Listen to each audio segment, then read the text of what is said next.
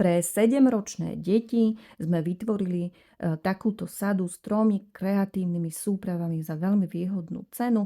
Poďme si ukázať, čo obsahujú. Táto kreatívna súprava, ktorú tam nájdete, v sebe ukrýva 3 obrázky, ktoré je potrebné dotvoriť takýmito mini kamienkami. Je ich tu 1350, je tu aj pero, aj také lepidielko a dokonca aj miska, kam si môžu kamienky pri práci vysypať a tvoriť. Druhou kreatívnou súpravou je toto maľovanie podľa čísel. Obsahuje 2 obrázky. Tuto asi nie je veľmi vidieť, ale na tých obrázkoch sú čísla.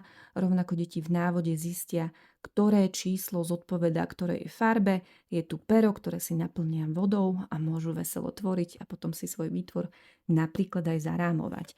Treťou kreatívnou súpravou je takáto sada, ktorá obsahuje až 8 obrázkov a 1 plát so štrásovými kamienkami a 12 takýchto penových nálepiek, ktoré je potrebné nalepiť na tieto obrázky.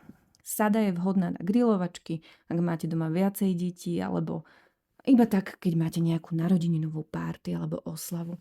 Veríme, že sme vybrali naozaj zaujímavé sady, alebo teda kreatívne súpravy do tejto výhodnej sady pre 7-ročné deti.